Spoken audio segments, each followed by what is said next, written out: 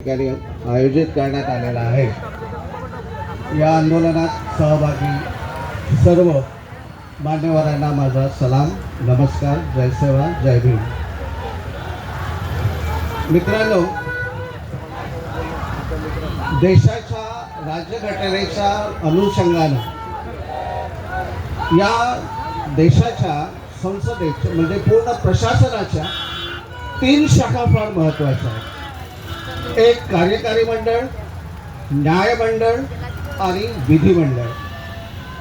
त्याच्यापैकी कार्यकारी मंडळ आणि विधिमंडळ या दोघांमध्ये बसलेली जी विचारसरणी आहे ही विचारसरणी प्रस्थापित विचारसरणी आहे आणि ही प्रस्थापित विचारसरणी, सवर्ण विचारसरणी न्याय व्यवस्थेला आपलं बटीक बनवण्याचं, लाचार बनवण्याचं, तिला तोकडी करण्याचं, कमजोर करण्याचं षडयंत्र या ठिकाणी या देशामध्ये चालू झालेलं आहे।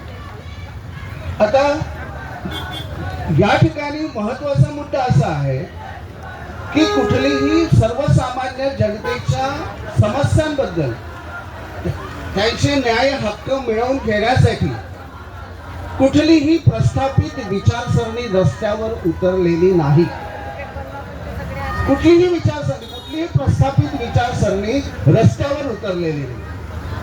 सर्वसामान्यांच्या, गोरगरिबांच्या, पिडलेल्या दलितांच्या समस्या घेऊन उतरणारी जी विचारसरणी आहे ती एकतर आंबेडकराईट असेल किंवा ती एकतर मार्क्सिस्ट असेल किंवा एकतर ती माओइस्ट असेल किंवा बहुजनवादी विचारसरणी असेल की जी सर्वसामान्य जनतेच्या न्याय हक्कांना घेऊन रस्त्यावर उतरत असेल। आणि या सरकारला, या शासनाला नेमकं हेच नको आहे। या विधेयकामध्ये जर आपण विचार केला, या विधेयकाचा जर विचार केला तर या विधेयकामध्ये संपूर्णचे संपूर्ण अधिकार कोणती संघटना कडवी आहे, कोणती संघटना दहशतवादी आहे, कोणती संघटना अतिरेकी आहे, कोणता व्यक्ती अतिरेकी आहे, कोणता व्यक्ती नक्षलवादी आहे हे ठरवण्याचा संपूर्णचा संपूर्ण अधिकार हा शासनाला दिलेला आहे। आणि या शासनाला दिलेल्या अधिकारानुसार शासन ज्याच्याकडे बोट दाखवेल तो अतिरेकी किंवा तो दहशतवादी किंवा तो, आता याच्यामध्ये कुठलाही कायदा करीत असताना त्या कायद्यामध्ये एक हे असते की त्या व्यक्तीला किंवा त्या संघटनेला किंवा त्या व्यक्तीला दाद मागण्याचा, न्यायालयात दाद मागण्याचा अधिकार दिलेला असतो। परंतु हा जनसुरक्षा अधिनियम आहे, या जनसुरक्षा अधिनियमामध्ये कसल्याही प्रकारची तरतूद या ठिकाणी दिलेली नाही।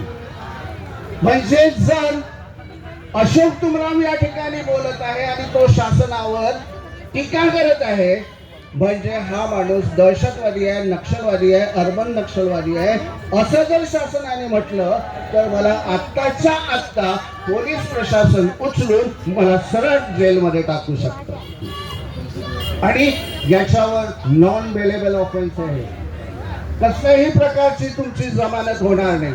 आणि मग समोर जाऊन हे विधेयक असं म्हणतं की या ठिकाणी त्रिसदस्यीय लवाद दिलेला आहे। त्रिसदस्यीय, एक उच्च न्यायालयाचा न्यायाधीश हा त्याचा अध्यक्ष असेल, एक रिटायर्ड न्यायाधीश हा त्याचा सदस्य असेल आणि दुसरा सदस्य हा रिटायर्ड सरकारी वकील असेल। आता मला सांगा या ठिकाणी आपण काय अपेक्षा करू? कुठली अपेक्षा करणार आहे की तो न्यायाधीश हा आपला असेल की शासनाचा असेल? अर्थातच तो न्यायाधीश किंवा ही जी समिती त्रिसदस्यीय समिती आहे ही त्रिसदस्यीय समिती निश्चितपणे शासनाच्या पाठीशी उभी राहील, ती आपल्याकडनं बोलणार नाही। आणि यामुळं हा इतका घातक अधिनियम आहे, इतका घातक नियम आहे की यामध्ये बहुजनांचं, आदिवासी, दलित, मुस्लिम या सर्व हारा समाजांचं फार मोठं नुकसान आहे। समजा एखादी जर संघटना असेल, समजा हे याची कोणती जनसुरक्षा विरोधी समिती आहे. या जनसुरक्षा विरोधी समितीने समजा जर एखादा कार्यक्रम केला, एखादं धरणं आंदोलन केलं, एखादा मोर्चा केला आणि त्या नेत्याने, त्या मोर्चाचं नेतृत्व करणाऱ्या नेत्याने समजा सरकारच्या धोरणांवर टीका जर केली, तोंडसुख जर घेतलं, तर निश्चितपणे तो माणूस शासनाच्या दृष्टिकोनातून दहशतवादी ठरेल, नक्षलवादी ठरेल. आता या समजा याचा जर विचार केला, या विधेयकाचा जर संपूर्ण जर विचार केला, अभ्यास जर केला, तर निश्चितपणे आपल्याला एक सांगू इच्छितो की आज दडपशाहीचं काम सरकार करत आहे.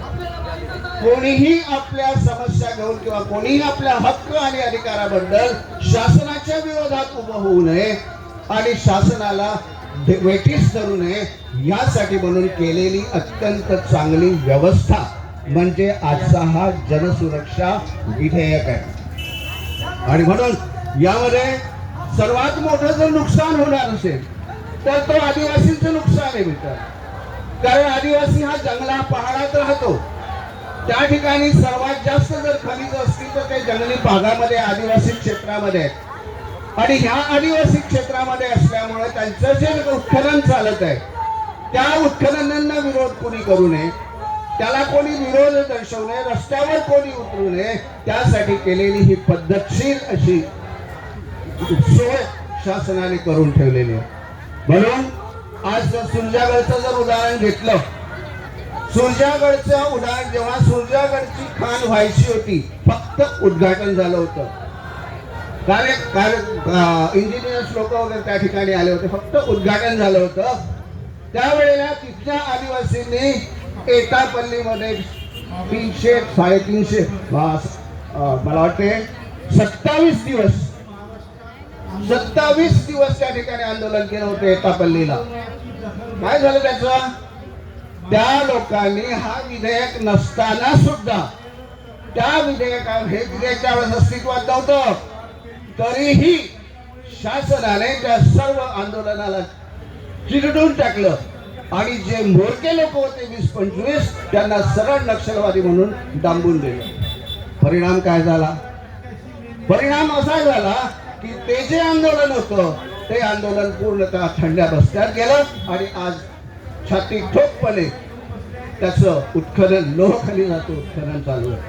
मग विचार करा, जेव्हा कायद्याचं संरक्षण असताना सुद्धा जर अशा प्रकारचं आंदोलन चिरडून टाकू शकतात हे लोक, तर मग विचार करा, जर हे जर अधिनियम, हा जर अधिनियम जर पास झाला आणि जर हा जर अस्तित्वात जर आला, तर निश्चितपणे आपली काय अवस्था होईल याचा विचार तुम्ही करा. आणि म्हणून आपण सर्वजण या ठिकाणी अशी शपथ घेऊ की हा विधेयक आज जरी राज्यपालांच्या स्वाक्षरीसाठी गेला असेल, माझं तसं मत आहे की कॉम्रेड मुंबईपर्यंत जाऊ, मुंबईला त्या ठिकाणी आपण धरणे आंदोलन देऊ, त्या ठिकाणी ठिय्या आंदोलन देऊ, ही तयारी आपली असली पाहिजे. शेतकऱ्यांनी दिल्लीमध्ये जसं आंदोलन केलं तशासारखं आपण त्या ठिकाणी करू. आपण पूर्ण कुटुंब त्या ठिकाणी जाऊ, मेलो तरी बेहतर, कारण सर्वसामान्य आपले हक्क आणि अधिकारांचा प्रश्न आलेला आहे. आणि